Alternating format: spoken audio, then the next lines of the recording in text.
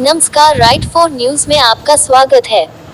Bihar industries association द्वारा एक press conference में बोलते हुए एसोसिएशन के अध्यक्ष श्री अरुण अग्रवाल ने कहा कि एक जिम्मेदार नागरिक के रूप में हम सरकार के इस चिंतन का समर्थन करते हैं, क्योंकि प्लास्टिक की वस्तुओं का निष्पादन वर्तमान में एक वैश्विक समस्या बन गई है, साथ ही एक चुनौती भी।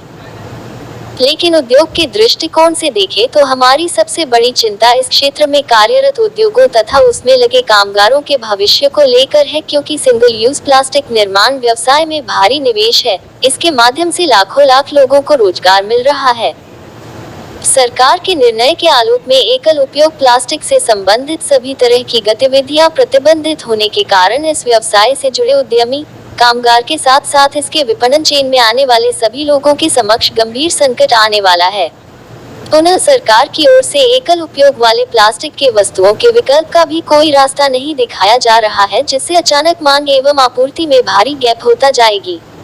सरकार का निर्णय एक तरह से देश की कंपनियों के साथ सौतेला व्यवहार दिख रहा है।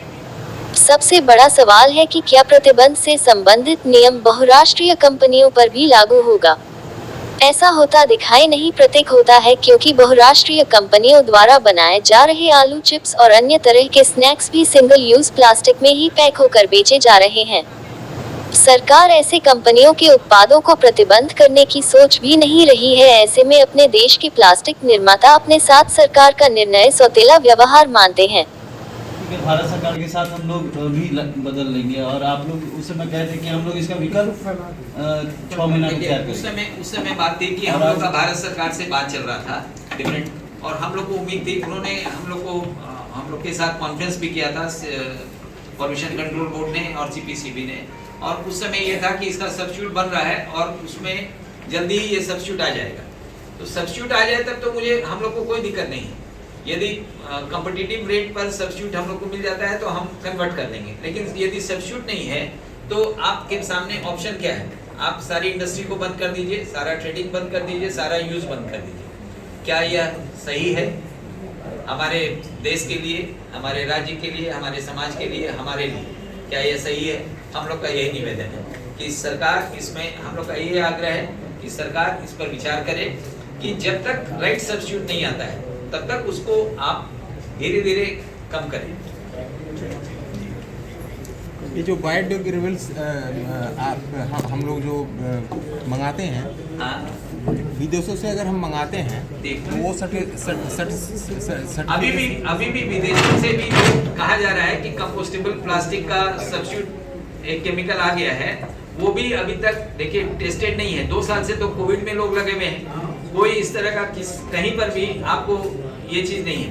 अभी मुझे 4 दिन पहले पता चला कि अमेरिका में क्या हो रहा है कि लोग कुत्ते अधिक पालते हैं, कुत्ते पॉटी करते हैं, तो हर एक पोल पर एक प्लास्टिक वहां पर लगा रहता है, सिंगल यूज प्लास्टिक, और उसको आपको कलेक्ट करना है और जाकर के वहां डालना है। अमेरिका ने 2032, अमेरिका सबसे अधिक टेक्नोलॉजिकली और इकोनॉमिकली डेवलप्ड कंट्री है, वो 2032 में जाकर के बैन कर रहा है। तो हम लोग को इतनी क्या हड़बड़ी नहीं? जो टेस्टेड माल आ रहा है बायोडिग्रेडेबल नहीं, अभी तक इसका कहीं पर भी सही ढंग से जो भी थोड़ा बहुत आया है, हाँ। तो वो चौगुना महंगा पड़ रहा है। हमारा सोचिए कि 100 रुपए केजी है तो वो 400 रुपए केजी पड़ रहा है, तो वो इकोनॉमिकली वायबल नहीं है इंडियन कंडीशन। यहाँ पे जो टेस्टेड माल अगर यहाँ आता है तो नहीं, टेस्टेड भी अभी उस पर भी श्योरिटी नहीं है कि वो सही है कि नहीं। जैसे डीआरडीओ ने अप्रूव नहीं किया है, और उन्होंने जो भी कंपोस्टेबल आ रहा है वो कहा जा रहा है कि 58 डिग्री पर अपने आप कंपोस्ट होकर के खाद में बदल जाएगा। 58 डिग्री टेम्परेचर आप कहाँ से लाइएगा? यहाँ पर तो हमारे को 58, फिर इंसिनरेटर में यूज करना पड़ेगा, उसमें से ऑब्नॉक्सियस गैसेस निकलेगी, उसको यदि हम गर्म करके उसको डिकम्पोस्ट करेंगे। तो ये सारी चीजें हैं, ये सारी बहुत ही शुरुआती दौर है, बहुत कंफ्यूजन है। इसलिए हम लोग का आग्रह है कि इसको जब तक सारा चीज स्टेबलाइज नहीं हो जाए तब तक इस पर अभी बैन नहीं लगाया जाए, यही हम लोग का आग्रह है। मतलब जो विदेश से भी आता है वो 58 डिग्री पर ही वो हम लोग को जो जानकारी डीआरडीओ ने प्रोवाइड की है वो यही, तो यहाँ 58 डिग्री तो मिलेगा तो वो इंसिनरेटर में जाएगा, उसको गर्म कीजिए, यहाँ पे जो यूनिट अभी फिर उसको कलेक्ट करना पड़ेगा। देखिए झंझट बहुत है, अभी सारा प्रॉब्लम है कि इसको कलेक्ट कौन करे। आज यदि सीपीसीबी का भी जो कह रहा है कि ये लिटरल हम लोग इसको छितरा देते हैं, फैला देते हैं। लिटरिंग पोटेंशियल इसकी ज्यादा है, इसलिए गंदा लगता है और सारा चीज लगता है। उसका भी वही हालत होगा, उसको भी तो कोई को किसी को कलेक्ट करना पड़ेगा। उसके लिए हम लोग म्यूनसिपैलिटी बनाए हुए हैं, हम लोगों ने समाज में बनाया हुआ है कि ये काम ये करेगा, ये काम ये करेगा, ये काम ये करेगा। हम लोगों ने ये नहीं कहा कि है ना हम ही बनाएंगे, हम ही कलेक्ट करेंगे, हम ही सारा चीज करेंगे, ये गलत चीज हो जाएगी। यहाँ सीपेट जो है, जो अगर जो है आपका माल टेस्ट करता है, चाहे कटोरी हो चाहे गिलास हो, तो उसका शुल्क अभी कितना लिया जा रहा है? 3,45,000 रुपया उनका टेस्टिंग चार्ज है। 3,45,000 रुपये उनका टेस्टिंग चार्ज है, प्लस एडिशनल 18% GST है उसमें। For every product?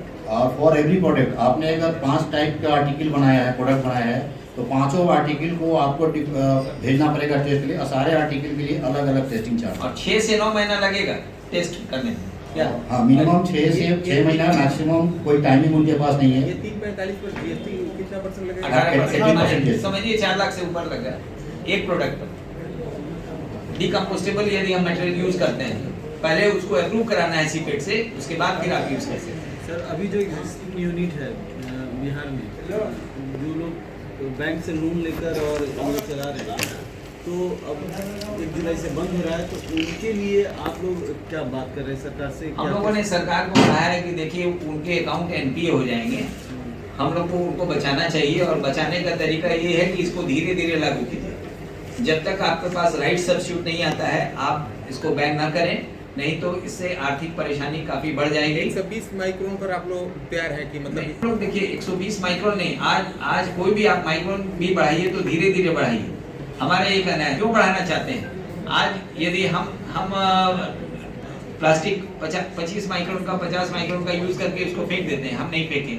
हमको सेंसिटाइज पूरे सिस्टम को सेंसिटाइज करने की जरूरत है। स्टैंड क्लियर कीजिए सर। वो बोले हैं कि 120 माइक्रोन पे तैयार हैं, आप बोले हैं कि हम नहीं। हमारा कहना है कि देखिए ठीक है, जो इंडस्ट्री चला रहे हैं, हमारा BIA का एक स्टैंड है कि जो चीज इकोनॉमिकली वायबल हो, आज 120 यदि इकोनॉमिकली वायबल हो, तो वो भी कम से कम देखिए क्या होता है, क्या बोलते हैं,